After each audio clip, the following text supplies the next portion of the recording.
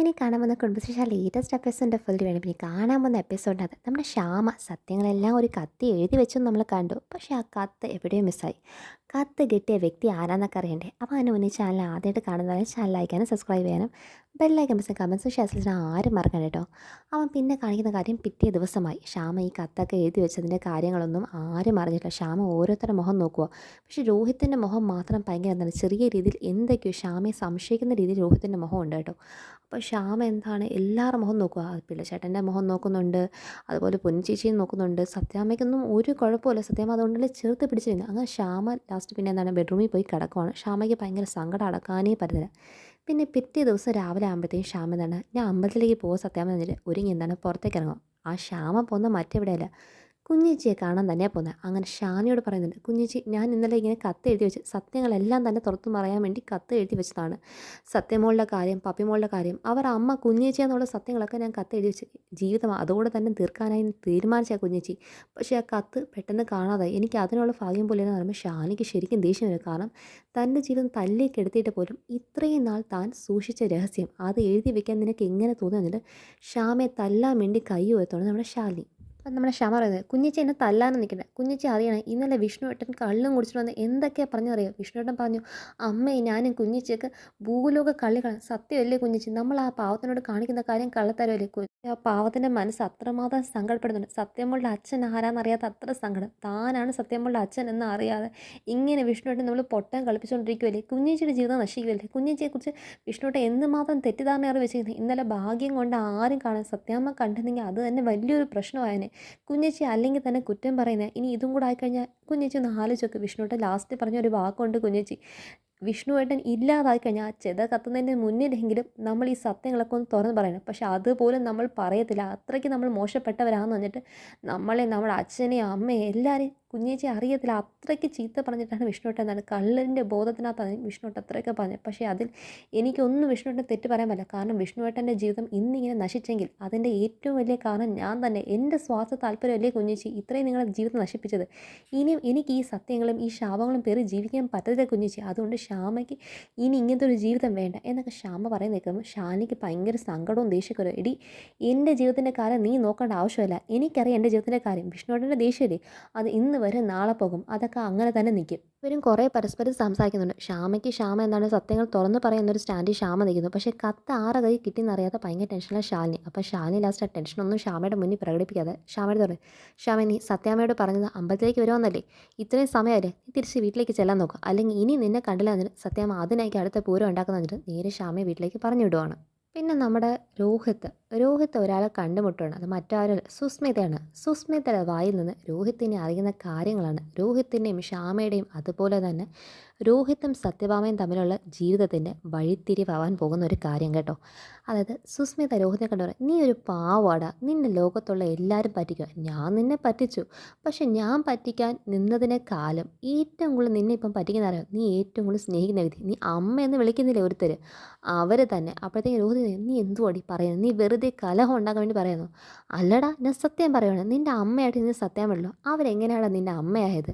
അവർക്ക് എന്തിനാ ഈ ലോകത്ത് ദത്തെടുത്ത് വളർത്താൻ നിന്നെ മാത്രമേ കിട്ടിയുള്ളൂ. സ്വന്തം മരുമകളെ പോലും കൂടെ അടുപ്പിക്കാത്തവരവർ. പിന്നെ എന്താ നിന്നെ അടുപ്പിച്ച് വെച്ചിരിക്കുന്നത്? അവർക്ക് വേണ്ടി ഇങ്ങനെ പട്ടിയെ പോലെ കടന്ന് പണിയെടുക്കുമല്ലേ? ഇങ്ങനെ പട്ടിയെ പോലെ കടന്ന് പണിയെടുത്ത് നിനക്ക് വല്ല നേട്ടമുണ്ടോ? അതിൽ എന്തിനും ഒരു രൂപ നിൻ്റെതാണോ? അല്ലല്ലോ. ഇതെല്ലാം അവരുടെ മകൻ വിഷ്ണുവിന് വേണ്ടിയുള്ളത് തന്നെയല്ലേ? ബുദ്ധിമാനായ രോഹിത്ത്, സുസ്മിത നിന്നെ മണ്ടിയാക്കിയതിനേക്കാളും ഏറ്റവും കൂടുതലും നിന്നെ വെറുക്കപ്പെടേണ്ട വ്യക്തിയായി മാറുന്ന നീ അമ്മ എന്ന് വിളിച്ച് നടക്കുന്നില്ലേ, ആ സ്ത്രീക്ക് തന്നെ നീ ജീവിതത്തിൽ നന്മ ചെയ്ത് കൊടുക്കുവാണ്. നിന്നെ സമ്മതിച്ചു കൊടുക്കണം. പിന്നെ നിൻ്റെ ഭാര്യ, അവളും അവളുടെ ചേച്ചിയുണ്ടല്ലോ ശാലിനി, അവൾ മാത്രമല്ല ഇതിൻ്റെ എല്ലാം തലതൊടപ്പൻ മറ്റാരുമല്ല ശാരദാമ്മ. ഇവരെല്ലാവരും കൂടെ ചെന്ന് നിന്നോട് കാണിക്കുന്ന ചതിയാണ്. നിന്നെ ചതിക്കാത്തവരായിട്ട് ആരാണ് ശരിക്കുള്ളത്? ഞാൻ ചതിച്ചതൊക്കെ ചെറിയ ചതി, അതിനേക്കാളൊക്കെ വലിയ ചതി. ഒരു പുരുഷൻ്റെ ജീവിതത്തിൽ ആർക്ക് സംഭവിക്കാൻ പാടില്ല വൻ ചതിയല്ലേ നീ ഏറ്റു പിടിച്ചോണ്ട് നടക്കുന്നത്. സ്വന്തം അമ്മയുടെ കാര്യത്തിൽ അത് ചതി, സ്വന്തം ഭാര്യ ചെയ്യുന്ന ചതി. അപ്പം രോഹിത്തിനൊന്നും മനസ്സിലായി. എടി നീ ചുമ്മാ കടന്ന് ഇവിടെ കിടന്ന് പറയാൻ നിനക്ക് എന്താ പറയണത്? നേരെ പറയാൻ നോക്ക് പറയുമ്പം ലാസ്റ്റ് എന്ന് പറയുന്നുണ്ട്, നിൻ്റെ മകളെന്നൊന്നും നീ കൊണ്ടു നടക്കുന്നതേ പപ്പി, അത് യഥാർത്ഥത്തിൽ നിൻ്റെ മകളാണ്. അതേ സുസ്മിതയെ ഇത് പറഞ്ഞ് നീ പല വട്ടം അവിടെ വന്നിട്ടുണ്ട്. നിൻ്റെ പല്ലടിച്ച് ഒഴിക്കുന്ന ഞാൻ പറഞ്ഞിട്ടുള്ളതാണ് എന്നൊക്കെ സുസ്മിതയ്ക്ക് നേരെ രോഹിത് പറയും. നീ എന്നോട് കടന്ന് ചാടാൻ നിൽക്കേണ്ട.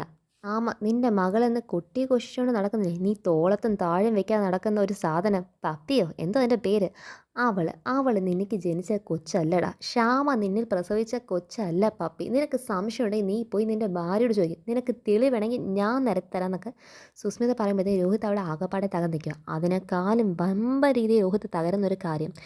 പിന്നെ രോഹിത്, നിനക്കൊരു കാര്യം ചിന്തിച്ചിട്ടുണ്ടോ? എന്തുകൊണ്ടാണ് സത്യാമ്മ നിന്നെ മകനായി സ്വീകരിച്ചിരിക്കുന്നത്? അതിൻ്റെ രഹസ്യം നിനക്കറിയാവോ? നിന്റെ അമ്മയ്ക്ക് എന്താണ് സംഭവിച്ചത്? നിന്റെ അമ്മ എങ്ങനെയാണ് ഇല്ലാതായെന്ന് നിനക്കറിയാവോ? അതൊന്നും നിനക്കറിയത്തില്ലോ. ആ ഒരു കുറ്റബോധമാണ് നീ സത്യഭാമയുടെ ദത്തുപുത്രനായതിൻ്റെ ഏറ്റവും പ്രധാന കാര്യം. അപ്പോൾ രോഹിത് മനസ്സിലായി, നീ എന്തുവാടി പറയുന്നത്? അടുത്ത നുണയാണോ? നിനക്ക് ഈ നുണ പറയാനേ നിനക്ക് നേരമുള്ളൂ സുസ്മിത. ജയിലിലൊക്കെ പോയിട്ട് നീ എന്താ സുസ്മിത ഒരു കാരണവശാൽ നന്നാവാതെ? നീ പഴയതിനേക്കാളും മോശമാവുന്നല്ലാതെ ഒരു തരിക്ക് പോലും നീ നന്നാവാൻ തീരുമാനിച്ചില്ലല്ലോ. നിന്നെ എന്നാണ് ഒന്ന് നന്നായി കാണാൻ പറ്റുക? നിനക്ക് മറ്റുള്ളവരുടെ ജീവിതത്തിൽ കയറി ഇങ്ങനെ കലഹം ഉണ്ടാക്കി ആഗ്രഹിക്കുന്നതിൽ നീ എന്താണ് നേടാൻ പോകുന്നത്? പരസ്പരം ആളുകൾ തമ്മിൽ കൂട്ടി തല്ലിപ്പിക്കുന്നതോ? നീ എൻ്റെ അടുത്ത് ഒന്നും സംസാരിക്കാൻ നിൽക്കണ്ട. എനിക്ക് പറയാനുള്ള കാര്യം കേൾക്കാൻ വന്ന് എൻ്റെ കയ്യിൽ തെറ്റെന്ന് പറഞ്ഞിട്ട് ബിസിനസ്സുകാരാൻ വന്നപ്പോഴാണ് ഞാൻ ഇവിടെ വന്നത്. അല്ലെങ്കിൽ നീ സംസാരിക്കാൻ വേണ്ടി ഇവിടെ വരുത്ത് പോലെ രോഹിത്ത് ഇറങ്ങാൻ നിൽക്കും. നീ അങ്ങനെ ഇറങ്ങാൻ നിൽക്കാതെ നിനക്ക് പറയാനുള്ള കാര്യം കേൾക്കണ്ടേ? നിൻ്റെ അമ്മയെ ഇല്ലാതാക്കിയ വ്യക്തി മറ്റാരല്ല. നീ ഇപ്പം അമ്മ അമ്മ എന്ന് വിളിച്ച് തലയെ കൊണ്ട് നടക്കുന്നല്ലോ, സത്യഭാമ എന്ന അമ്മ. നിൻ്റെ ഈ പുതിയ അമ്മ തന്നെയാണ് നിന്നെ സ്നേഹിച്ച് വളർത്തിയ പത്മാവതി എന്ന് നിൻ്റെ പാവപ്പെട്ട് നിന്നെ സ്നേഹിക്കാൻ മാത്രം അറിയാവുന്ന നിൻ്റെ അമ്മയെ ഇല്ലാതാക്കിയത് നിൻ്റെ സത്യഭാമ തന്നെ. അവരുടെ കാറ് കൊണ്ടാണ് നിൻ്റെ അമ്മ ഇല്ലാതായത്. അതിൻ്റെ കുറ്റബോധവും പശ്ചാത്താപവും കണ്ടാണ് നിന്നെ അവർ ദത്തുപുത്രനായി എടുത്ത് നിന്നെ ഈ വളർത്തുന്നത്. എന്നിട്ട് അവർക്ക് നഷ്ടമൊന്നുമില്ല. നീ അവർക്ക് വേണ്ടി ഇങ്ങനെ പട്ടിയെ പോലെ കിടന്ന് പണിയെടുക്കുന്നത് അവർക്ക് അതിലും മുതൽ മാത്രമേ ഉള്ളൂ. സത്യഭാമ എന്ന പലിശക്കാരിക്ക് എല്ലാത്തിലും അവരുടെ ലാഭം നേടാൻ അവർക്കറിയാം. പക്ഷെ ആ ലാഭങ്ങളൊന്നും മനസ്സിലാകാൻ അമ്മയെന്ന് സ്നേഹിച്ചെന്ന് കരുതി അവരുടെ പിറകെ മണ്ടനെ പോലെ നടക്കുന്ന നിന്നെക്കാളും വലിയ മണ്ടല്ല. സ്വന്തം കൊച്ചും തൻ്റെതല്ല, അമ്മയെന്ന് വിളിക്കുന്നവരും തന്നോട് ദ്രോഹം ചെയ്തവരാ. ഇനി എന്തൊരു മണ്ടനാടാ. എനിക്ക് നിന്നെ ആലോചിക്കാൻ ചിലപ്പോൾ സങ്കടവും തോന്നും, ചിലപ്പോൾ നിൻ്റെ കാര്യം എനിക്ക് സഹതാപമൊക്കെ തോന്നും എന്നൊക്കെ പറഞ്ഞ്, എന്നാൽ ശരി എനിക്ക് പറയാനുള്ള ഞങ്ങൾ പറഞ്ഞു കഴിഞ്ഞു. നീ ഇതിൽ എന്തെങ്കിലും ഒരു കാര്യം കള്ളമാണോ ഞാൻ പറഞ്ഞെന്നുള്ള കാര്യം നീ പോയി നിൻ്റെ സത്യാമ്മയോട് ചോദിക്കുക. പിന്നെ നിൻ്റെ ഭാര്യയോട് പോയി ചോദിക്കുക. ഇതിൽ ആരെങ്കിലും ഒരു വ്യക്തി ഞാൻ പറയാൻ നിഷേധിച്ചാൽ ഞാൻ നിന്നോട് അന്നേരം സമ്മതിച്ചേരാടാ എന്ന് പറഞ്ഞ് സുസ്മിത എന്താണ് ഗുഡ് ബൈ പറഞ്ഞു പോകുമ്പോൾ രോഹിത്തിന് ഭയങ്കര സങ്കടമാണ് ഇതാ കേട്ടിട്ട്. തൻ്റെ അമ്മയെ ഇല്ലാതാക്കണത് സത്യാമ്മയാണോ? ആ സത്യാമ്മയാണോ ഇത്രമാത്രം സ്നേഹിച്ച്? ശ്യാമ എന്നെ ചതിക്കുവാണോ? എനിക്കൊന്നും മനസ്സിലാകും. ഇന്ന് ശ്യാമയുടെ മനസ്സിനകത്ത് ശ്യാമ എന്തൊക്കെയോ ഭയം കൊണ്ട് നടക്കുന്നില്ല. അതല്ലേ അവൾ ഇന്നലെ അങ്ങനെയൊക്കെ പെരുമാറി. ഭയങ്കര ഹിസ്റ്റീരിയായിട്ട് ശ്യാമ എന്തായിരിക്കും ഇന്നലെ പെരുമാറിയത്? ഇവൾ പറഞ്ഞതും ശ്യാമയുടെ പെരുമാറ്റവും സത്യാമ്മയുടെ കാര്യം എനിക്കൊന്നും മനസ്സിലാകുക എന്ന് പറഞ്ഞ് രോഹിത്തിന് ഭയങ്കര സങ്കടവും ദേഷ്യവും ഒക്കെ വന്നിട്ട് രോഹിത്തിന് ഒന്നും മനസ്സിലാകും. അങ്ങനെ രോഹിത്ത് കയറി കള്ള് കുടിക്കുകയാണ്. ഇന്നലെ വിഷ്ണു ആണെങ്കിൽ ഇന്നിപ്പോൾ രോഹിത്താണ് കേട്ടോ. രോഹിത്ത് ശരിക്കും മൂക്കറ്റം കള്ളൊക്കെ കുടിച്ച് തിരിച്ച് വീട്ടിൽ വരുവാണ്. വീട്ടിൽ വന്ന് രോഹിത്ത് ശരിക്കും പ്രശ്നം ഉണ്ടാക്കുകയാണ്. എന്നിട്ട് സത്യാമ്മ ചോദിക്കുന്നത്, സത്യാമ്മ എല്ലാവരെയും മണ്ടിയാക്കുവാണല്ലേ? സത്യാമ്മേനെ എല്ലാവരും മണ്ടരാക്കുന്ന കാര്യം മാത്രം സത്യാമ്മ അറിയുന്നത്. സത്യാമ്മ ഈ വീട്ടിലെ ഓരോ വ്യക്തിയും മണ്ടരാക്കിക്കൊണ്ടിരിക്കുകയാണ്. ഇതാ സത്യാമ്മയുടെ സ്വന്തം മകനെ ഇതാ നിൽക്കുന്ന ഈ വിഷ്ണു ബ്രോ പോലും സത്യാമ്മയെ ശരിക്കും ചതിക്കുന്നുണ്ട്. സത്യാമ്മ ഇതൊന്നും അറിയാത്ത മണ്ടി. പക്ഷെ സത്യാമ്മ എല്ലാവരെയും വരുന്ന വലിയ കാര്യങ്ങൾ ചെയ്യുന്ന വ്യക്തിയല്ലേ. സത്യാമ്മ എന്നെ ഔദാര്യമായിട്ട് മകനാക്കി മാറ്റിയത് എനിക്ക് മനസ്സിലായി. എൻ്റെ അമ്മയോട് ചെയ്തതിൻ്റെ പശ്ചാത്താപമാണല്ലേ എന്നൊക്കെ പറഞ്ഞ് സത്യാമ്മയുടെ മുന്നിൽ നിന്ന് രോഹിത് ചോദിക്കുമ്പോൾ സത്യാമ്മ നിന്നൊന്ന് വിറയ്ക്കുന്നുണ്ട്. അതിനുശേഷം ശ്യാമ പിടിച്ചോ, രോഹിത് എന്തൊക്കെയാണ് പറയുന്നത്? ആരോട് സംസാരിക്കുന്ന അറിയോ? സത്യാമ്മയോട് രോഹിത് കള്ളു കുടിച്ചിട്ടുണ്ടെന്നൊക്കെ ചോദിക്കുമ്പോൾ നീ മിണ്ടിപ്പോലെ. നീ ഇന്നലെ ഇവിടെ കിടന്ന് കാണിച്ച് കൂട്ടിയതിൻ്റെയൊക്കെ പിറകുള്ള സത്യമൊക്കെ എനിക്ക് മനസ്സിലാകുന്നത്. രോഹിത് എന്താണ് ആ ബാഗിൽ നിന്ന്, അതായത് ആ ഷർട്ടിൻ്റെയും എന്താണ് പാൻസിൻ്റെയും ബാക്കിലേക്കായിട്ട് ഒരു ഭാഗത്തിലേക്ക് ശ്യാം എഴുതിയ കത്ത് വെച്ചിട്ടുണ്ട്. ആ കത്ത് എടുത്തിട്ട് ഇത് നീ ഇന്നലെ എഴുതിയ കത്തല്ലെന്ന് ചോദിക്കുന്നത് കാണിച്ച് ശ്യാമയുടെ മുന്നിൽ നിൽക്കുമ്പോൾ ശ്യാമ ശരിക്കങ്ങ് പേടിച്ചങ്ങ് എന്താണ് വിറച്ചങ്ങ് ഒഴുകുവാണ്. കാരണം ഒന്നാമത് കള്ള് കുടിച്ചിരുന്നു. അപ്പോൾ രോഹിത്തിനോട് സമാധാനപരമായിട്ട് എന്താ സംഭവിച്ചൊന്ന് പറഞ്ഞു കൊടുത്താൽ പോലും രോഹിത്തിന് മനസ്സിലാക്കാനുള്ള ആ ഒരു വെളിവിലല്ല രോഹിത്ത് നിൽക്കുന്നത്. അങ്ങനെ അതും കാണിച്ച് പപ്പിമോൾക്ക് നേരെ രോഹിത്തിന് ചെയ്യാൻ പോകുന്ന കാര്യങ്ങളെ കാണിച്ചാണ് ഇനി അടുത്ത എപ്പിസോഡിൻ്റെ തുടക്കം. അപ്പോൾ ഇതൊക്കെ കാണിച്ചാണ് ഇനി കാണാൻ പോകുന്ന എപ്പിസോഡിൻ്റെ എൻഡിങ്. അപ്പോൾ എല്ലാവരും കാണും. ചാനൽ ആദ്യമായിട്ട് കാണുന്നവരെ ചാനൽ ലൈക്ക് ചെയ്യാനും സബ്സ്ക്രൈബ് ചെയ്യാനും ബെല്ലൈക്കൻ കമൻസ് ഷെയർ ചെയ്യാൻ ആരും മറക്കണ്ട. ബൈ.